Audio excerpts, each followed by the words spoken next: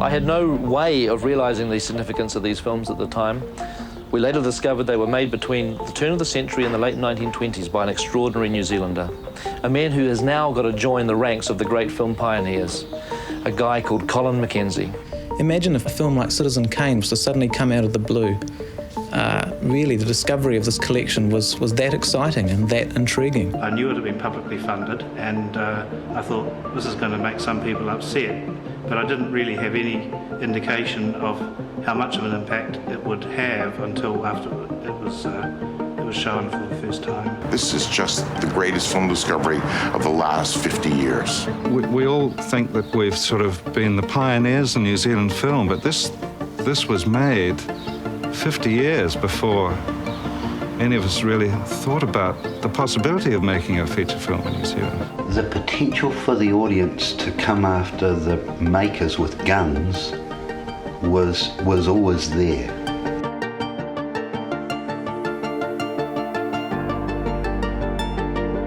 6 years before Peter Jackson rose to global fame for The Lord of the Rings, he made a film that caused a national outrage in New Zealand, and even though you have probably never heard of it, it is still being discussed and studied by film scholars more than a quarter of a century later. It was called 𝗬𝗏𝗡𝗧𝗏, and it's a documentary Peter Jackson co-wrote and co-directed with his friend 𝗬𝗘𝗧𝗫𝗀𝗧. It follows the pair as they investigate some old film reels given to Jackson by a family friend, and after restoring them, Jackson and 𝗬𝗘𝗧𝗫𝗀𝗧 realize that they have made an extraordinary discovery. Because these reels weren't just some old home movies. They had discovered the long-lost work of an early 20th century filmmaker called Colin Mackenzie, and the documentary would reveal that this unknown New Zealander was in fact one of the most pioneering filmmakers of all time. As the film historian Leonard Maltin says in the documentary, here was this unknown genius who died in obscurity and who now belongs, you know, in the pantheon of great cinema artists and innovators. The discovery of Mackenzie's films rewrote the history of world cinema, and when it first aired on TV, New Zealanders hailed their new hero, a great New Zealander following in the footsteps of Ernest Rutherford splitting the atom and Edmund Hillary summiting Mount Everest. Flicked on the radio and there was talkback, and the first thing that we heard were all these people raving and ranting about this brilliant Colin Mackenzie and how absolutely sensational he is, and why has he not been heard of, and he's one of the greatest Kiwis that have ever lived. Here was a man who, in his uncle's bicycle shop, invented a mechanized film camera that used a chain rather than a hand crank. The man who developed a rudimentary chemical mixture to develop colour film years before its presumed invention. What fascinates me most about Colin Mackenzie's early films are not so much the films themselves, but the technology involved.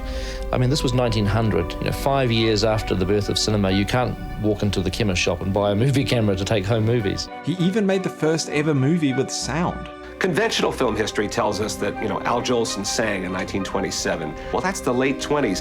Here in 1908, Colin Mackenzie had figured out a way in making this epic, battle-torn film.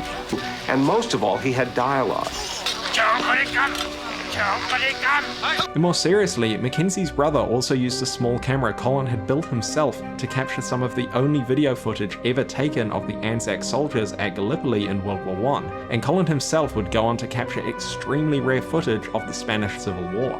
It's a treasure trove of films that are of major historic importance, not just for New Zealand but worldwide. In discovering Mackenzie's work, Peter Jackson and 𝗬𝗏𝗧𝗫𝗀𝗧 had presented a groundbreaking documentary that completely altered everything we thought we knew about the history of cinema. So why did it provoke this reaction among New Zealanders? TVNZ has not made any friends for themselves screening this. I'm astonished that you would screen this on TV. Well, what wankers you turned out to be. So angry. I feel cheated. Are you all children? I think it is bloody disgusting that TVNZ could show this appalling, deceptive program. I want to come around and put a brick through your window. Well, as you've probably worked out by the title of this video, this is why. The trick with this documentary, of course, was that it wasn't going to be true. It was going to be a little white lie from beginning to end. Yep, the whole thing was entirely fictional. Colin Mackenzie was just the actor Thomas Robbins, and the whole story had been fabricated by Jackson and 𝗬𝗏𝗧𝗫𝗀𝗧. But New Zealand didn't know that, and when 𝗬𝗏𝗀𝗧𝗫𝗀𝗀𝗧𝗏 aired, the entire country fell for the hoax. The Museum of New Zealand were wanting to devote some space in their exhibit hall for Colin Mackenzie artefacts. They contacted us to talk about acquiring some of his old cameras. Film tutors were talking to their students about it the following day, claiming that they knew all about Colin Mackenzie, and they made themselves look incredibly stupid, of course, when the truth came out. In fact, talking of how easy it was for the movie to fool New Zealanders, this is an interview with the actor who played Colin Mackenzie. On the day of watching Forgotten Silver, we all sat down to watch it, and we got a friend over, and she had no idea at all that that it was a big hoax. And I remember her leaning forward and just looking at it and just going, oh, that's extraordinary. She was absolutely blown away by it, despite actually seeing this guy on screen who was me. Now, obviously that is hilarious, but maybe we need to cut her some slack. I mean, did you notice that this is the guy who plays Deagle in Return of the King? Yeah, I thought not. So you can see why people were angry, but to be fair, there were also plenty of people who spotted the clues that Forgotten Silver was a joke and were full of praise for how entertaining it was. But there was still a sizable number of people who were mad that they had been fooled and challenged the fact that taxpayer money had been spent producing the quote-unquote hoax. I knew it had been publicly funded, and I thought this is going to make some people upset, but I didn't really have any indication of how much of an impact it would have. So how did Jackson and 𝗏𝗏𝗧𝗏 pull this off? How did they make a fake documentary that was so convincing that it fooled the National Museum and professional film scholars, but was also a genuinely entertaining story in its own right? Well, they did it in 3 ways. See, the story was an original concept first developed by 𝗏𝗏𝗧𝗏, who, inspired by early mockumentaries, wrote one about a forgotten New Zealand filmmaker, partly because it offered so many creative opportunities. Because we chose a filmmaker as a subject, it gave us almost a license to have a lot of fun, to reproduce the look of old movies. And for Peter, I know his great enthusiasm for it was to get into silent comedies and to get into the trenches of Gallipoli in World War I, the battlefields of Spain. It was a fantastic opportunity to actually create a whole range of different film looks and play around with things.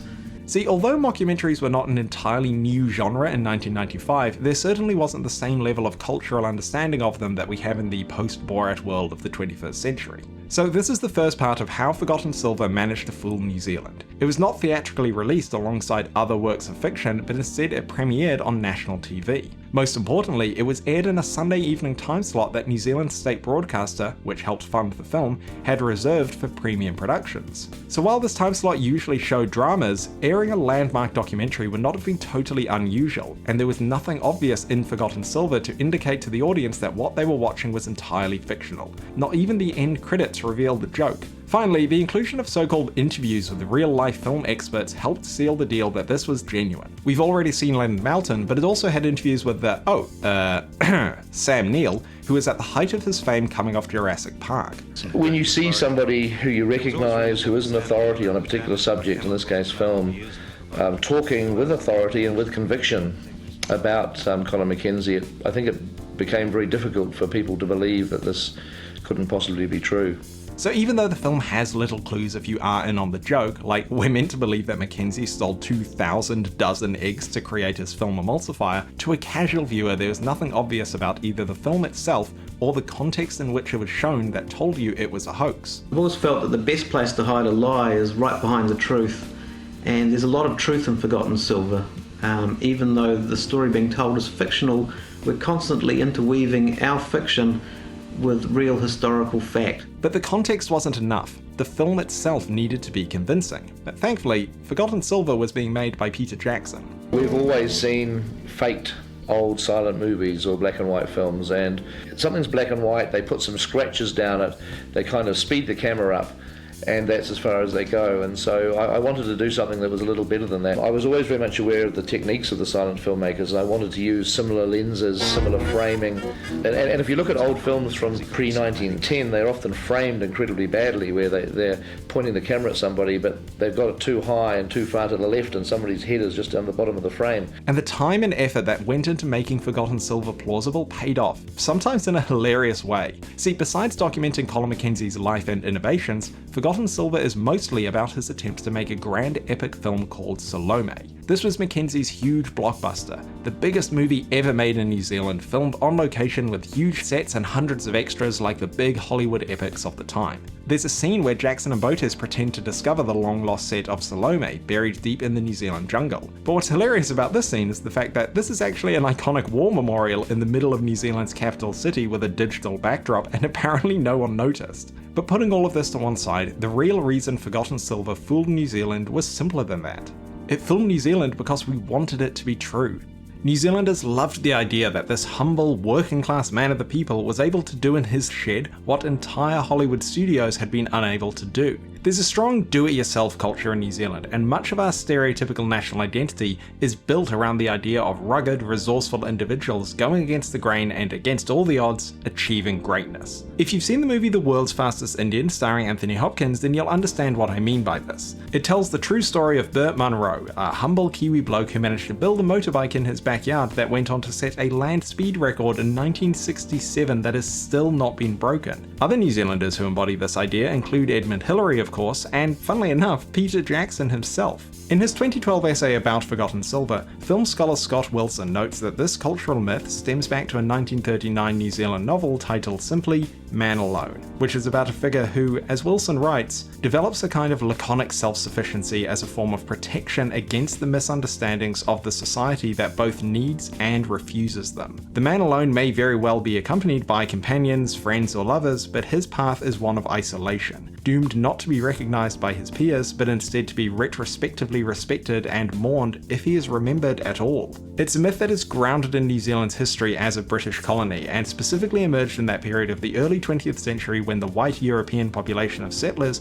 were trying to establish an independent sense of self. In other words, exactly when 𝗏𝗏𝗧𝗏𝗏 is set. The film very much casts Colin Mackenzie in this light, and in doing so it plays to a level of confirmation bias in the New Zealand audience, who were primed by generations of literature and cultural mythology to believe that such a person could have existed. But 𝗏𝗏𝗧𝗏𝗏 even goes one step further when it supposedly proved a New Zealand urban legend that a man called 𝗏𝗏𝗏𝗏𝗏 invented powered flight before the Wright brothers. Found among the films in the Colin Mackenzie collection was an astounding cinematic record, a fragment of celluloid that will forever rewrite aviation history.